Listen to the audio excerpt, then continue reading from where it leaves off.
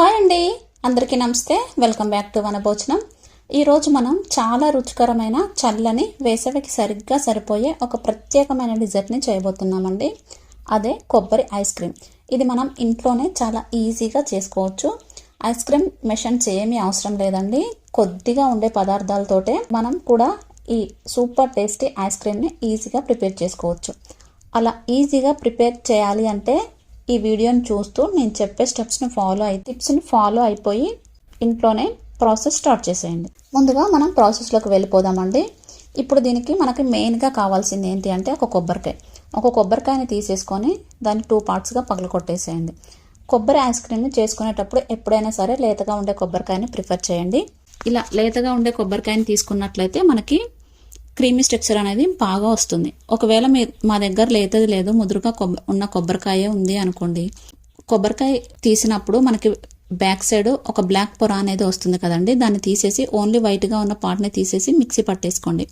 ఇప్పుడు అలా మిక్సీ పట్టుకున్న తర్వాత వచ్చిన పాలని మాత్రమే తీసుకొని ఐస్ క్రీమ్ చేసుకోవచ్చు అనమాట. మనం ఇప్పుడు లేతగా ఉన్న కొబ్బరికాయని తీసుకున్నాం కాబట్టి అలా ఏం లేకుండా ఇలా చిన్న చిన్న ముక్కలుగా కట్ చేసుకొని మిక్సీలో వేసేసుకొని మెత్తటి పేస్ట్ లాగా గ్రైండ్ చేసుకొని పక్కన పెట్టేసుకోండి. నెక్స్ట్ ఇప్పుడు స్టవ్ ఆన్ చేసి స్టవ్ మీద ఒక గిన్నె పెట్టుకోండి. దాంట్లోకి ఒక 1/2 లీటర్ వరకు వాటర్ని వేడి చేసేసి పారబోసేయాలి. ఇలా ఎందుకు చేయాలి అంటే స్వీట్ ఐటమ్స్ ఏది చేసినా సరే, ఐస్ క్రీమ్స్ ఏది చేసినా సరే ఇలా వాటర్ని మరిగించి పారబోసినట్లయితే మనకి ఆ గిన్నెలో ఉండే హాట్నెస్ కానీ లేదన్నా మనం ఎప్పుడైనా ఆ గిన్నెలో వేరే పదార్థాలు ఏదైనా రెసిపీ చేసి ఉంటాం కదా, సో అలాంటి ఫ్లేవర్ ఏది మనకి తగలకుండా ఓన్లీ ఈ ఫ్లేవర్లే రావాలి అనుకుంటే, పాలు కూడా విరిగిపోవద్దు అనుకుంటే మనం కొద్దిగా వాటర్ని మరిగించేసి అలా పారబోసేయటం వల్ల మనకి గిన్నె అనేది ఫ్రెష్గా ఉంటుంది అనమాట. పాలు తీసుకున్న పదార్థాలు ఏదైనా సరే విరిగిపోకుండా ఉండాలన్నా సరే ఈ టిప్ యూజ్ అవుతుందండి. మీరు కూడా ఒకసారి ట్రై చేయండి. ఇప్పుడు మనం గిన్నెని క్లీన్ చేసుకున్న తర్వాత ఇప్పుడు స్టవ్ ఆన్ చేసి అదే గిన్నెని పెట్టేసి ఇప్పుడు దీంట్లోకి చిక్కగా ఉన్న పాలని ఒక 1/2 లీటర్ వరకు పోసుకోవాలండి. ఐస్ క్రీమ్స్ చేసేటప్పుడు ఎప్పుడైనా సరే చిక్కగా ఉన్న క్రీమీగా ఉన్న పాలను మాత్రమే సెలెక్ట్ చేసుకోండి. ఇప్పుడు అలాంటి ఫుల్ క్రీమ్ ఉన్న మిల్క్ని ఒక 1/2 లీటర్ వరకు తీసేసుకోండి. 5 మినిట్స్ వరకు దీన్ని మరిగించేసుకోవాలండి. పాలు మరిగేటప్పుడు ఎప్పుడైనా సరే పైన ఒక లేయర్ అనేది వస్తుంది కదా, అలా రాకుండా కలుపుతూ ఉండండి. అలా వచ్చినట్లయితే మనకి ఆ క్రీమీ స్ట్రక్చర్ అనేది మిస్ అవుతా అనమాట. ఆ పైన ఉన్న పొర రాకుండా ఇలా మిక్స్ చేస్తూ కలుపుతూ ఉండండి. కొద్దిసేపటికి పాలు అనేవి ఇంకొద్దిగా చిక్కపడతాయండి, అంటే కొంచెం ఇనికిపోతాయి అనమాట. 1/2 లీటర్ తీసుకున్నాం కదా, దాంట్లో ఒక 450 ml అలా అవుతాయి. ఇప్పుడు కొద్దిగా మరిగిపోయిన తర్వాత మనం వేరే బౌల్ తీసుకొని దాంట్లోకి ఒక 2 టేబుల్ స్పూన్ వరకు కార్న్ఫ్లోర్ని వేసేసుకొని కొద్దిగా పాలు వేసేసి ఏం లంప్స్ లేకుండా క్లియర్గా మిక్స్ చేసేసుకోవాలి. ఇలా మిక్స్ చేసుకున్న కార్న్ఫ్లోర్ మిశ్రమాన్ని ఆ పాలల్లోకి వేసేయండి.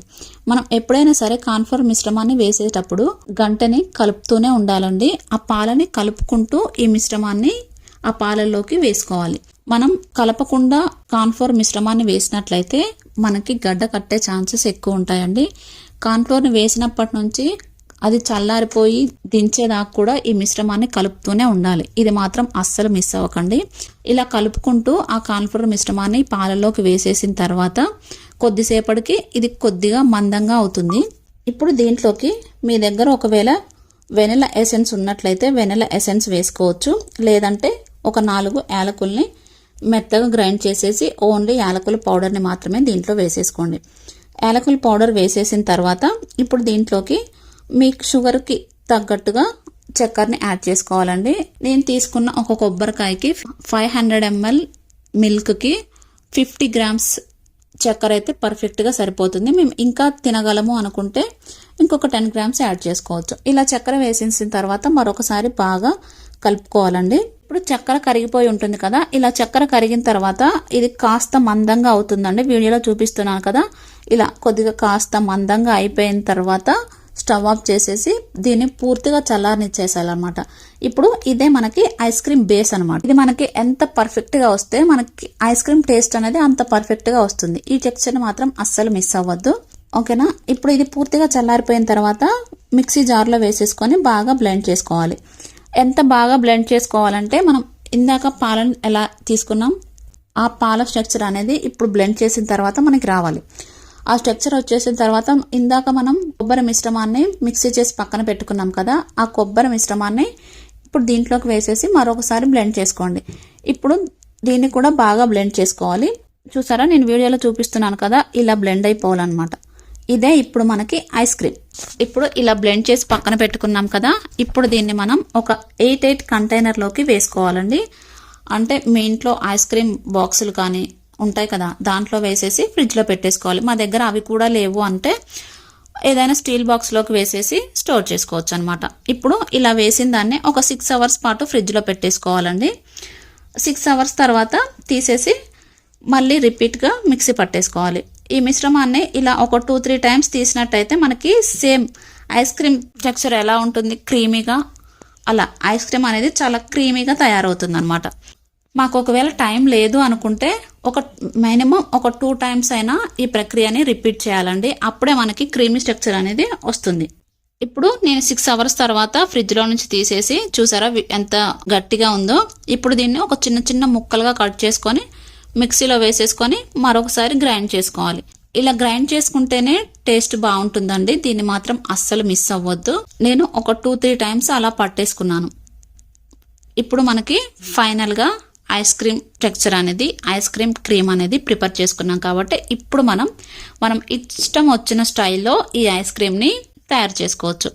అంటే ఇష్టం వచ్చిన షేప్స్లో, ఒకవేళ రెక్టాంగిల్, రౌండ్, ఒకవేళ కుల్ఫీ కావాలంటే కుల్ఫీ, మీ దగ్గర ఐస్ క్రీమ్ మోల్డ్స్ ఉన్నాయనుకోండి దాంట్లోనైనా వేసుకొని ఐస్ క్రీమ్ ప్రిపేర్ చేసుకోవచ్చు అనమాట. మా దగ్గర ఏమీ లేవు అనుకుంటే ఒక స్టీల్ బాక్స్లో వేసేసుకొని అయినా స్టోర్ చేసుకోవచ్చు. ఇప్పుడు మీకు ఇంట్లో పిల్లలు ఉంటారు కదా, ఆ పిల్లలు మాకు కుల్ఫీ స్టైల్లోనే కావాలి, పుల్ ఐస్లోనే కావాలి, కోన్లోనే కావాలి అని ఇలా ఏడుస్తూ ఉంటారు కదా, అలాంటప్పుడు మీ ఇంట్లో టీ గ్లాసెస్ ఉంటాయి కదా, ఆ టీ గ్లాసెస్లోకి ఈ ఐస్ క్రీమ్ని కొద్దిగా వేసేసి ఏదైనా కవర్తో కవర్ చేసేసి మధ్యలోకి ఒక స్పూన్ని ఉంచేసేయండి. ఇలా ఉంచేసిన తర్వాత పైన మొత్తం కవర్ చేసేసి ఫ్రిడ్జ్లో పెట్టేసేయండి. ఇప్పుడు 6 అవర్స్, మినిమం 6 అవర్స్ అయినా ఫ్రిడ్జ్లో ఉంచాలి. అప్పుడే మనకి ఐస్ క్రీమ్ టెక్స్చర్ వస్తుందన్నమాట. 6 అవర్స్ తర్వాత మనం తీసి చూసినట్లయితే పర్ఫెక్ట్ ఐస్ క్రీమ్ అనేది రెడీ అయిపోయి ఉంటుందండి. ఇప్పుడు వీడియోలో చూపిస్తున్నాను కదా నేను, అలా పర్ఫెక్ట్గా వస్తుందన్నమాట. ఇప్పుడు మనం గెస్ట్లు వచ్చినప్పుడు సర్వ్ చేయాలనుకుంటే దీన్ని కొద్దిగా మీ ఇంట్లో గుంట గరిటెలు ఉంటాయి కదా, దాంతో కొద్దిగా తీసుకుంటూ ఐస్ క్రీమ్ బౌల్లోకి వేసేసి డ్రై ఫ్రూట్స్తో కానీ కొబ్బరి మిశ్రమంతో కానీ పైన గార్నిష్ చేసేసి ఇచ్చేయండి. పిల్లలకు అనుకోండి, ఇందాక గ్లాస్లో వేసినవి వస్తాయా రావా అనే డౌట్ మీకు ఒకవేళ ఉన్నట్లయితే నేను వీడియోలో చూపిస్తున్నాను చూడండి.